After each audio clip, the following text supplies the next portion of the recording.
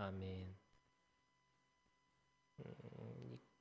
죄가 죄를 낳고 그 죄가 드디어 하늘에까지 이르렀다라는 표현이 오늘 여호와 보시기에 악하였다라고 하는 말씀이에요.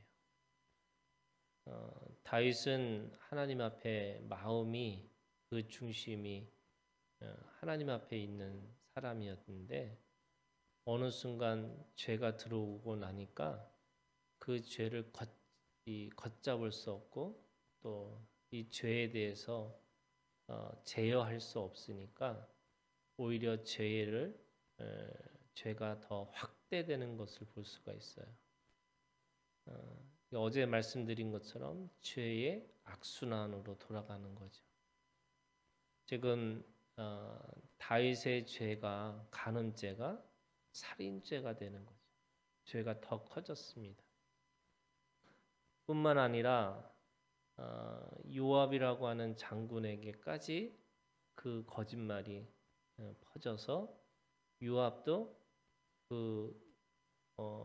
이 우리아를 죽이는 것에 동조를 하게 되는 거죠. 살인 교사 살인으로 직접적으로 살인을 하는 거에 참가를 하는 겁니다. 그리고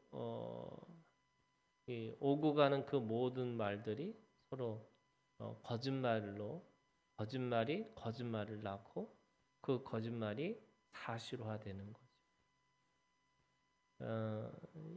오늘 말씀을 겉으로만 표면적으로만 보면 신하들은 충성스러운 거고요.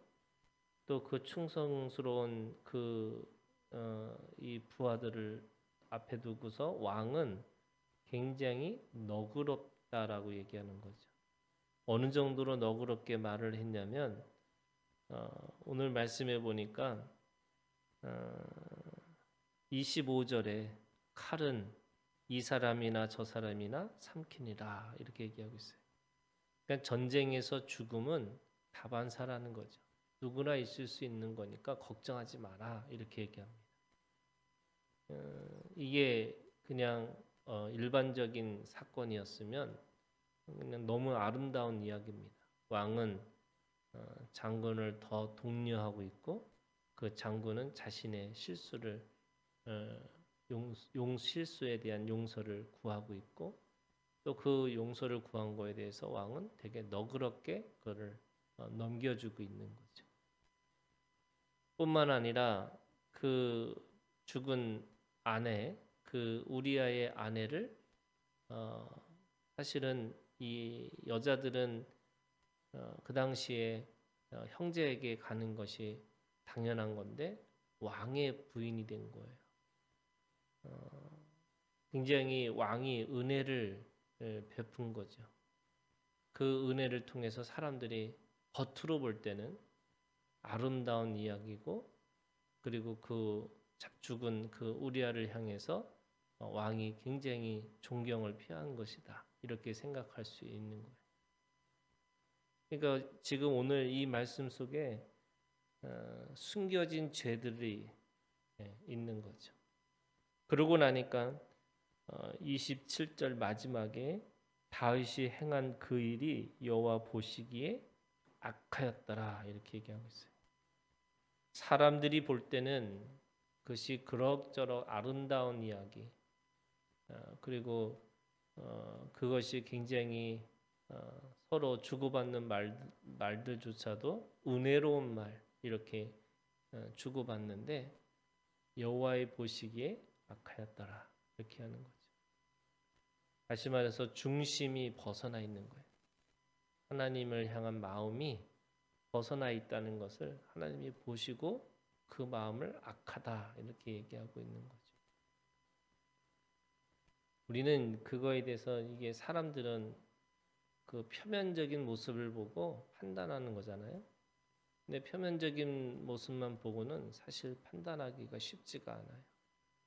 물론 그 말이 그 마음에 밀고자 하기 때문에 그 말을 들어보면 아 그런구나라고는 우리는 알 수는 있어요. 그런데 그 알 수 있는 것조차도 사실은 우리가 볼 때 부분적인 거잖아요. 그리고 그 진심을 우리가 알 수가 없는 거죠. 그런데 하나님이 보시기에 악하였더라. 우리는 지금 뒷모습을 너무 잘 알고 있어요. 악이 악을 낳고 그 악이 더 발전해서 더 큰 죄를 짓고 또 혼자 짓는 죄가 이제는 그 자기의 장군하고도 그 죄가 확대되고 있고 그리고 이제는 이스라엘 전체가 그거를 알고 있는 거예요. 사실은 이 표면적으로 보이는 것들이 있지만 사람들이 그게 그런 거잖아요. 영적으로 아는 거예요. 영적으로 뭔가 잘못되어 있는 거구나. 이게 우리가 표면적으로 볼 때는 아름다운 이야기라 할지라도 더 깊이 들여다보면 그게 하나님이 보시기에 악함으로 드러날 수 있다 이렇게 얘기하는 거죠. 오늘 이 지금 14절부터 27절까지는요 정말로 11장 전체가 그런 거죠. 다윗의 죄를 아주 조목조목 드러내고 있고 그거를 기록할 정도로 이 악함이 어떤 것인지를 우리에게 아주 분명하게 드러내고 있는 겁니다. 그러면 거꾸로 이거를 이 악순환, 죄의 악순환을 돌릴 수 있는 가장 좋은 방법은 뭘까요? 그게 정직함이에요. 하나님 앞에 정직하고 사람들 앞에서 정직하는 거죠. 그 정직함의 끝이 뭐냐면 의인은 없나니 하나도 없다. 내가 죄인이었구나. 이것을 온전히 깨닫는 거죠.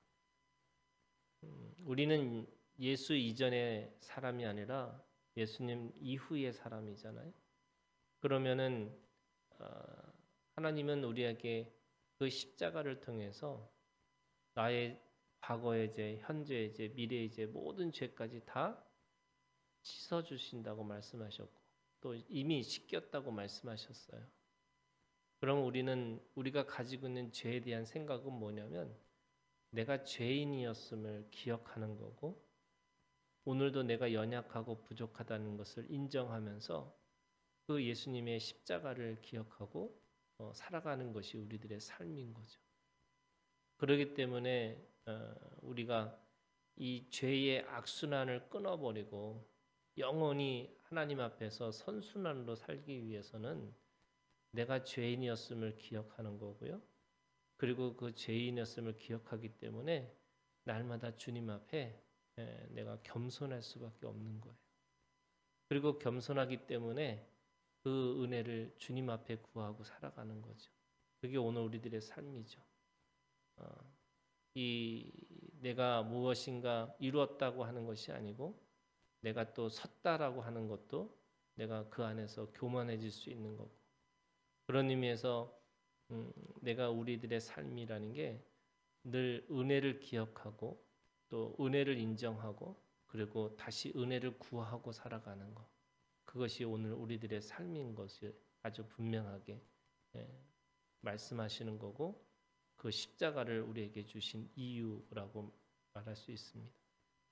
오늘 다윗이 이 악순환으로 돌아가는 그 인생의 길을 예수님이 오셔서 우리에게 선순환으로 돌리셨으니까 오늘 우리도 주님 안에서 악을 도모하고 악을 확대하고 그래서 그 악의 공동체 안에서 살아가는 게 아니라 그 주님 앞에 선한 것을 구하고 이 선의 선순환으로 돌리기 위해서 우리가 주님 앞에 날마다 은혜를 구하고 살아가는 우리들이 되기를 주님의 이름으로 축원합니다.